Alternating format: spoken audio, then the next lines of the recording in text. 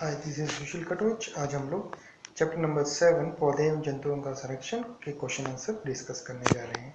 Hope आप लोगों को चैप्टर जो है वो अच्छे तरीके से समझ आ गया होगा और आपने उसको पढ़ भी लिया होगा।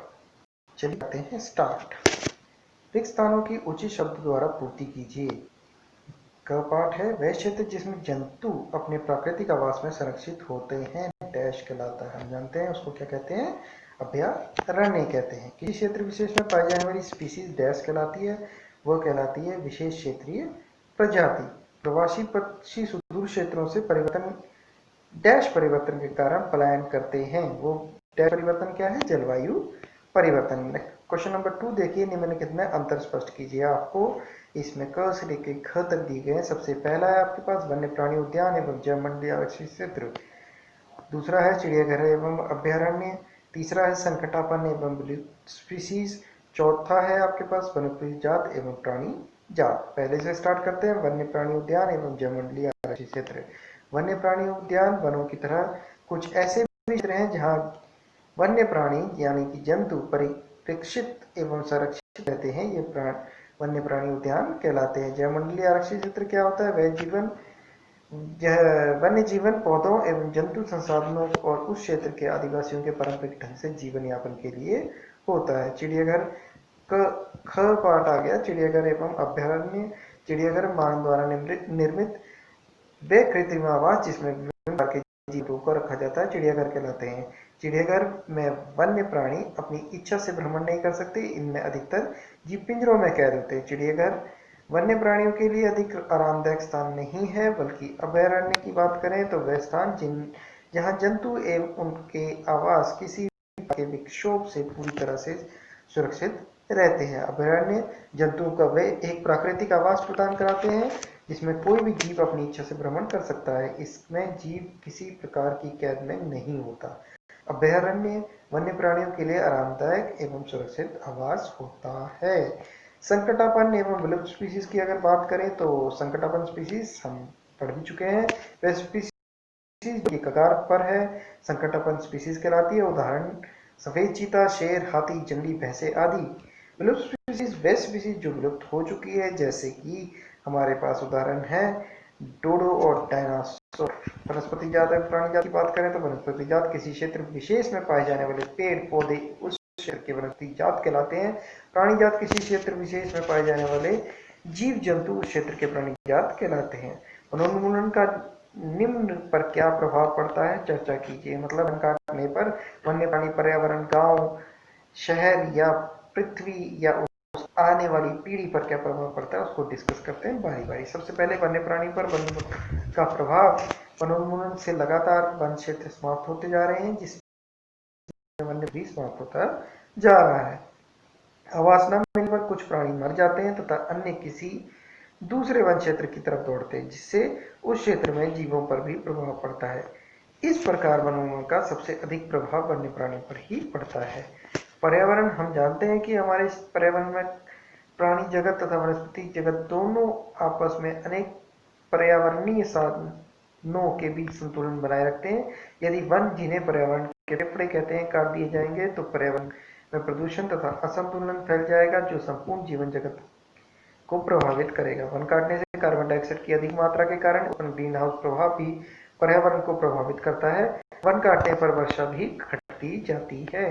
गांव पर या ग्रामीण क्षेत्रों पर क्या प्रभाव पड़ेगा, हम जानते हैं कि ग्रामीण लोग जो हैं, जिनके गांव वनों के समीप होते हैं, अपनी जीविका के लिए अनेक दैनिक जरूरतों के लिए वनों पर निर्भर रहते हैं। अतः यदि वन काट दिए जाएंगे तो इन लोगों का जीवन बहुत अधिक प्रभावित होगा। इसके साथ साथ वन काटने पर फैला पर्यावरण प्रदूषण तथा असंतुलन ग्रामीण तथा शहरी दोनों क्षेत्रों को ही प्रभावित करेगा। अगला है हमारे पास घ पाठ, जिसमें शहरी क्षेत्र पर प्रभाव देखना है हमने। शहरी क्षेत्रों में चलने वाले उद्योगों तथा फैक्ट्रियों में वनों से प्राप्त कई प्रकार के कच्चे पदार्थों का प्रयोग किया जाता है। यदि वन समाप्त हो जाएंगे तो शहरों में औद्योगिकरण सबसे अधिक प्रभावित होगा। साथ ही वनोन्मूलन के कारण उत्पन्न हुआ वायु प्रदूषण, ग्रीन हाउस प्रभाव भी शहरी क्षेत्रों को बहुत अधिक प्रभावित कर देगा। पृथ्वी पर क्या प्रभाव होगा, वन वर्षा लाने के लिए सहायक होते हैं, हम जानते हैं, के बीच संतुलन बनाए रखते हैं। वायुमंडल में कार्बन डाइऑक्साइड की मात्रा को नहीं बढ़ने देते। लेकिन यदि वन काट दिए जाएंगे, वनोन्मूलन होगा तो पृथ्वी में कार्बन डाइऑक्साइड की मात्रा अधिक होने के कारण ग्रीन हाउस प्रभाव उत्पन्न हो जाएगा, जो पृथ्वी का ताप को बढ़ा देगा, जिससे पृथ्वी का संपूर्ण जीव जगत प्रभावित हो सकता है। अगली पीढ़ी पर क्या प्रभाव होगा? हम जानते हैं कि वन हमारे प्राकृतिक संसाधनों में से एक है। अगर हम उनको धीरे धीरे धीरे खत्म करते जाएंगे तो वो हमारी अगले आने वाली पीढ़ी के लिए धरोहर के रूप में नहीं बचेंगे। तो जो प्राकृतिक धरोहर अगली पीढ़ी के लिए बचाकर रखें, अन्यथा हमारी अगली पीढ़ी वंचित रह जाएगी और उन्हें वनोन्मूलन से उत्पन्न हुई सभी परेशानियों से गुजरना पड़ेगा, जो हमने ऊपर डिस्कस की थी। क्या होगा यदि हम वृक्षों की कटाई करते रहेंगे तो? या फिर दूसरा पार्ट पूछा गया, किसी जंतु का आवास बाधित होगा तो क्या होगा? मिट्टी की ऊपरी परत अनावृत हो जाएगी तो क्या होगा? चलिए बारी बारी डिस्कस करते हैं। सबसे पहला है हमारे पास कि अगर हम वनों को काटते रहेंगे तो क्या होगा। हम वृक्षों की कटाई अगर लगातार इसी दर से करते रहेंगे तो वही वनोन्मूलन वाला आ गया, तो कुछ समय पश्चात हमारे वन क्षेत्र समाप्त हो जाएंगे। वनोन्मूलन से पृथ्वी पर ताप एवं प्रदूषण के स्तर में वृद्धि होती है। इसमें भूमजल स्तर भी नीचे गिर जाता है। वनोन्मूलन से वायुमंडल कार्बन डाइऑक्साइड की मात्रा भी बढ़ती जाती है, जिससे प्राकृतिक संतुलन भी प्रभावित होता है। यदि वनों की कटाई अनवरत चलती रही तो वर्षा एवं भूमि की उर्वरता में कमी आ जाएगी। इसके अलावा सूखे तथा बाढ़ जैसी प्राकृतिक आपदाओं की भी संभावना भी बढ़ जाती है। दूसरा, यदि किसी जंतु का आवास बाधित होता है तो अगर किसी जंतु का आवास बाधित होता है तो जंतु के अस्तित्व के लिए सबसे बड़ा खतरा पैदा करता है। तीसरा था, मिट्टी की ऊपरी परत अनावृत हो जाएगी तो मिट्टी की परत हटने से उसके नीचे कठोर चट्टानें दिखाई देंगी, और वो हम जानते हैं ऊपरी परत जो होती है वो ह्यूमस की मात्रा को लेकर जो होती है, उपजाऊ भूमि होती है। रादर इसमें मृदा में ह्यूमस की मात्रा में कमी होती है तथा इसकी उर्वरक शक्ति भी अपेक्षाकृत कम होती है। धीरे धीरे उर्वर भूमि मरुस्थल में बदलने शुरू हो जाती है। ये मरुस्थलीकरण कहलाता है। संक्षेप में उत्तर दीजिए। अगला प्रश्न है प्रश्न नंबर 5, हमें जैव विविधता का संरक्षण क्यों करना चाहिए? इसका ख पाठ है, संरक्षित वन भी वन्य जंतुओं के लिए पूर्ण रूप से सुरक्षित नहीं है। कुछ आदिवासी वन पर निर्भर करते हैं। कैसे? ख पाठ, वनोन्मूलन के कारक और उनके प्रभाव क्या है? रेड डेटा पुस्तक क्या है? प्रवास च पाठ, प्रवास से आप क्या समझते हैं? बारी बारी डिस्कस करते हैं। सबसे पहला, हमें जैव विविधता का संरक्षण क्यों करना चाहिए?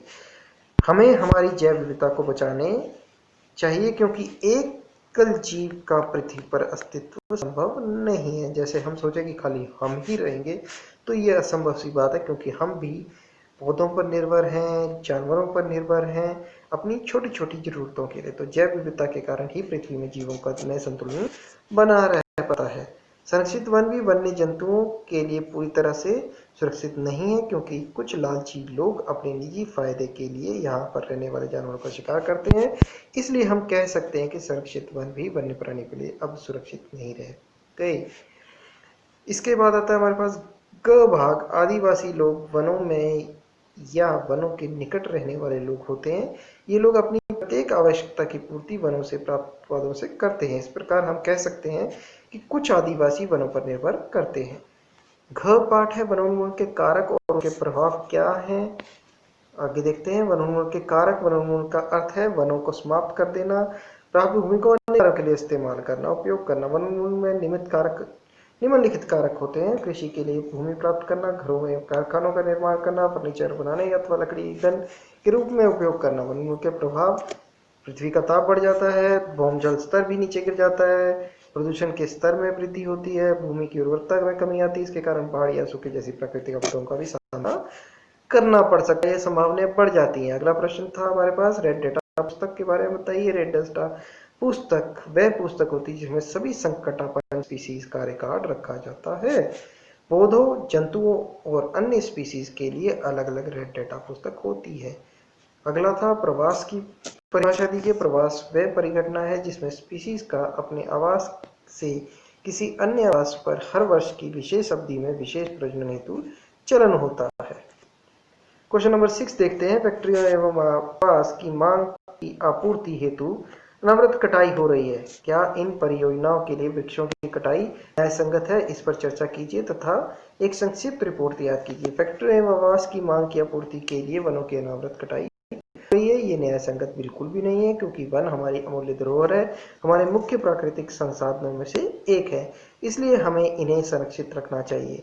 हम जानते हैं कि वन हमारे लिए बहुत अधिक आवश्यक है। ये वर्षा लाने में भी सहायक है, वायु में ऑक्सीजन और कार्बन डाइऑक्साइड का संतुलन बनाने में भी सहायक है। इसलिए हमें चाहिए कि वनों को हम बचा कर रखें। यदि किसी कारणवश हमें वनों की कटाई करनी भी पड़ती है तो हमें पुनर्वनरोपण करना चाहिए। जहां तक संभव हो सके हमें वन उत्पादों को अन्य किसी दूसरे पदार्थों से बदल लेना चाहिए। लोग अपने निजी लालच के लिए औद्योगिकरण को लगातार बढ़ावा दे रहे हैं, जिससे लगातार वनों की कटाई हो रही है। उन्हें समझना चाहिए कि वन हमारे प्राकृतिक संसाधन में, हमें उन्हें अपनी आने वाली पीढ़ी के लिए बचा कर रखना चाहिए। अनावश्यक रूप से वनों की कटाई नहीं करनी चाहिए। प्रश्न नंबर 7 है, अपने स्थानीय क्षेत्र में हरियाली बनाए रखने के लिए आप किस प्रकार योगदान दे सकते हैं? अपने द्वारा की जाने वाली क्रियाओं की सूची तैयार कीजिए। अपने स्थानीय क्षेत्र में हरियाली बनाए रखने के लिए हम निम्नलिखित प्रकार से योगदान दे सकते हैं। अधिक से अधिक पेड़ लगाकर, सड़कों के किनारे पेड़ लगाकर, कम से कम पेड़ों की कटाई करके, पार्क आदि बनवाकर, कागज बचाकर, लोगों को अधिक वृक्षारोपण के लिए जागरूक कर कर।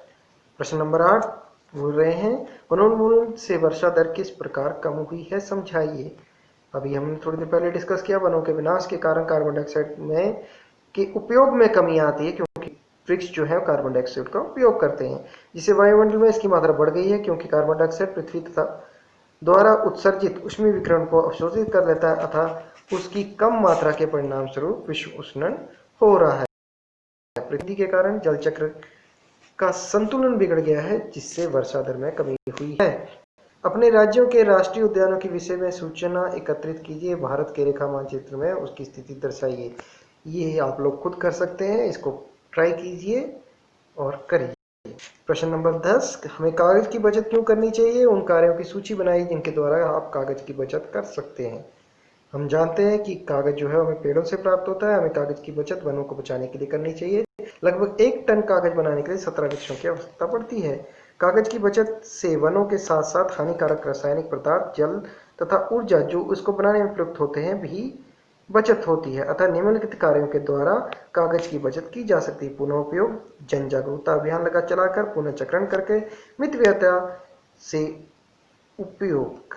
दी गई शब्दावली जो पहली हमारे को दी गई है उसको आपने करना है, जैसा हमने पहले भी डिस्कस किया था। इसमें 2 प्रकार के होते हैं, ऊपर से नीचे और बाएं से दाएं। आपको 1 लिखा होगा तो 1 में आपको ऊपर से नीचे चलना है। 2 लिखा होगा जहां से 2 स्टार्ट होगा वहां ऊपर से नीचे चलना है। बाएं से दाएं वाली में 2 लिखा है तो 2 से स्टार्ट करना है, लेकिन बाएं से दाएं जाना है। 3 लिखा है तो 3 में बाएं से दाएं जाना है। 4 लिखा तो 4 में बाएं से दाएं जाना है। बहुत ही आसान होता है, लेकिन क्योंकि बीच बीच में हिंट दिए होते हैं, लेकिन आपने चैप्टर पढ़ा होना चाहिए। जैसे सबसे पहला है वृक्ष स्पीसीज की सूची बनाई वाली पुस्तक। हम जानते हैं इसको क्या कहते हैं, रेड डेटा पुस्तक। ऊपर से नीचे 1 में रे दे रखा है तो ये हो गया रेड डेटा पुस्तक।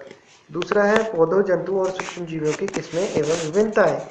ऊपर से नीचे की तरफ 2 से स्टार्ट करना था हमें, तो जैव विविधता ऊपर से नीचे की तरफ जय दे रखा है, वी दे रहा है और हमारा ये हो जाता है। इसके बाद बाएं से दाएं की ओर 2 से स्टार्ट किया गया है। पृथ्वी का वह भाग जिसमें सते हैं, वह भाग 2 बाएं से दाएं। 2 पे देखिए जय देखा है तो ये हो जाएगा ल देखा, तो इसका मतलब हमारे को पता है वो भाग क्या कहलाता है, जैव मंडल कहलाता है। पृथ्वी विलुप्त हुई स्पीसीज 3, विलुप्त हुई स्पीसीज 3 देखिए 3 से स्टार्ट करना है। और हमारे को 3 कहाँ पर दिखाई दे रहा है वहां देखिए ध्यान से, और हमारे को बाएं से दाएं जाना है। विलुप्त हुई स्पीसीज टा दे रखा है बीच में और न दे रखा है लास्ट में, तो संकटापन्न हुआ हमारे पास। चौथे को देखिए, एक विशिष्ट आवास में पाई जाने वाली स्पीसीज। हम जानते हैं विशिष्ट आवास में विशेष क्षेत्रीय प्रजाति। तो हमारा ये जो पजल है ये भी सॉल्व हो गए। इसी के साथ हमारे चैप्टर के क्वेश्चन आंसर खत्म होते हैं। होप आप लोगों को ये समझ आ गए होंगे। ढंग से पढ़िए, तैयारी कीजिए। Thank you very much. Stay home, stay safe और अपना ध्यान रखिए।